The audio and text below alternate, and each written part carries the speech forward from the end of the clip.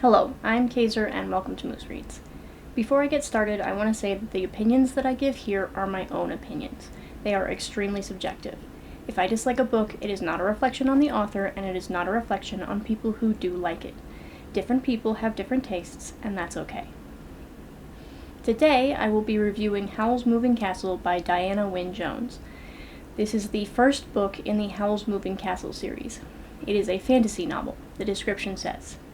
Sophie has the great misfortune of being the eldest of 3 daughters, destined to fail miserably should she ever leave home to seek her fate. But when she unwittingly attracts the ire of the Witch of the Waste, Sophie finds herself under a horrid spell that transforms her into an old lady. Her only chance at breaking it lies in the ever-moving castle in the hills, the wizard Howl's castle. To untangle the enchantment, Sophie must handle the heartless Howl, strike a bargain with a fire demon, and meet the Witch of the Waste head-on. Along the way, she discovers that there's far more to Howl, and herself, than first meets the eye. In this giant jigsaw puzzle of a fantasy, people and things are never quite what they seem. Destinies are intertwined, identities exchanged, lovers confused. The witch has placed a spell on Howl. Does the clue to breaking it lie in a famous poem? And what will happen to Sophie Hatter when she enters Howl's castle? 5 stars. I love Howl's Moving Castle, which is an odd thing to say when I don't particularly care for the ending, but it's still true. I've read it several times now. In fact, it's probably my second most read book. I like the overall feel of the story. I also adore Sophie's magic, which is the main reason I keep coming back to this one. Honestly, it seems a bit of a curse. My favorite magic systems come with stories I can't claim to love unequivocally. Still, it's charming. It isn't, however, especially like the movie. That was a loose adaptation, to say the least. There's some major divergences around halfway through that completely change the tone and message of the story. I like both, they're just different. So if you like either one, it might be worth trying the other to see for yourself. And if you liked the movie and didn't know it was based on a book, surprise! Like I said, I'm not over fond of the end of this book. It actually bothered me less this time around, but it's still not my favorite. I'll get into that a bit more in the spoiler section, but for non-spoilers, it's worth noting that it isn't the best to be found. Still, I love this book and would recommend it, particularly to the cozy fantasy people. I'm pretty sure this falls into that category, though I'm not the best judge. That's it for no spoilers. If you don't like spoilers, now is the time to pause or close the video.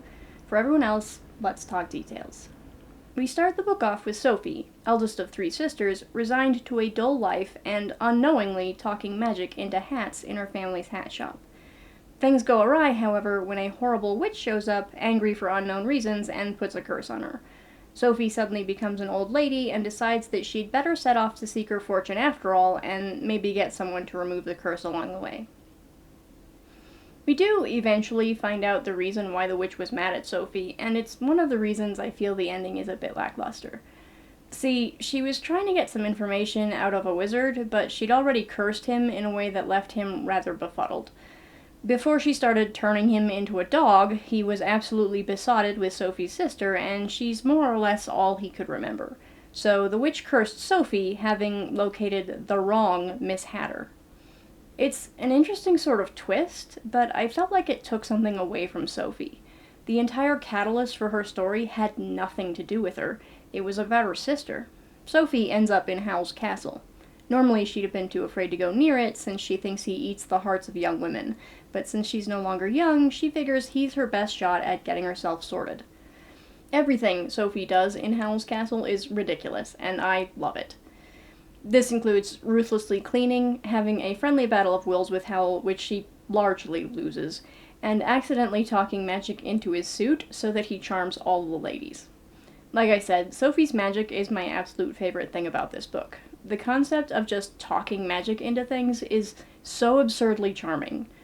I'm not sure it would be quite as charming if she knew she was doing it, however. Howl has a contract with a very nice fire demon who lives in his hearth, and this fire demon, Calcifer, agrees to help Sophie with her curse if she can figure out how to break the contract. Unfortunately, as is the nature of these things, he can't tell her what it is or how it was formed.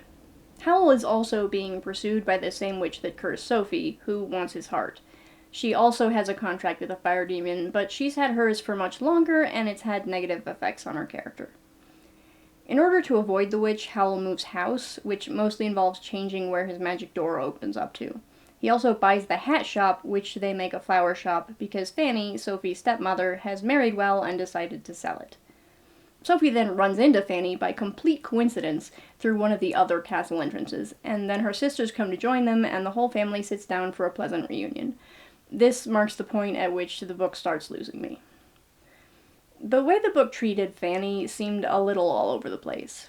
In the beginning, she seems like a perfectly nice woman trying to do her best for her stepdaughters. Then Martha, one of Sophie's sisters, tells Sophie that Fanny is taking advantage of her, and Sophie thinks she may be right. She sells the hat shop without so much as speaking to Sophie, which is fine because Sophie didn't want to be a hatter anyway, but given that it was her father's shop, it seems a little unkind that Fanny would just sell it out from under her. By that point, she's been informed via one of Sophie's sisters that Sophie is under a curse, so it's not even like she could assume Sophie ran away because she didn't want it. But nobody ever brings this up. When Fanny shows up at the end of the book, any hard feelings seem more or less forgotten, and everyone gets along splendidly. Honestly, she felt entirely superfluous. I feel like Jones could have reworked the story to remove her, and it wouldn't have made much difference. Sophie could just as easily have made the arrangements for her sisters at the beginning of the book, because, having lost their father, they needed to go out and learn trades. During the family reunion, Howl's latest sweetheart comes into the castle and then wanders out a different entrance than she came in, and is captured by the witch to leverage against Howl. Thinking this is all her fault, Sophie goes herring into the waste to set things to rights. Unfortunately, the supposed sweetheart was the witch the whole time, so that goes rather poorly. Sophie gets captured instead, and since she and Howl have been falling in love with each other throughout the book, he comes to rescue her. And this is where things start to feel extremely lackluster. Howl barely shows up before the witch dies and they run back home. Pretty much every time I read this book, I remember that I didn't care much for the ending, but I can't remember what happened. I lay the blame entirely on this scene because it feels like it should be a big climax, but nothing really happens. Instead, they go home to face the witch's fire demon, who is the real big bad. Only this fight also doesn't have much substance. And then we're in the wrap-up. We find out what happened to the missing prince and the missing wizard who went to find him. They get put to rights. We find out why the witch went to the hat shop. Sophie breaks the contract, she breaks her own curse, and she and Howl get together. The end. I'm also not thrilled with the breaking of Sophie's curse. We find out that it more or less broke some time ago, and Sophie has just been holding it together by accident with her own magic. How or why it broke in the first place is never explained, only that she can stop it anytime, which she does. I'm not saying this is bad per se. I think it's a decent message about how you think of yourself shaping your reality in ways that aren't always good for you. I just would have liked a little more explanation about the initial curse. So yeah, I don't love the ending. I wish it had a little more weight to it and maybe took a little more time to sort itself out. But since I have so much fun with everything that comes before that, I'm consistently willing to give it a pass. There are 2 sequels to this book, Castle in the Air and House of Many Ways.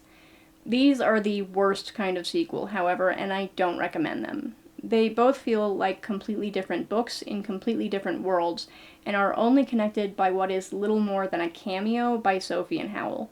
I've read them both. Castle in the Air is fine as long as you aren't hoping to read more about Sophie and Howl, otherwise it is rather disappointing. And I remember nothing about House of Many Ways. I won't be reading either of them again anytime soon. That's all I have to say about Howl's Moving Castle. If you like this video, I hope you'll watch more in the future. Thanks for watching this one. Bye!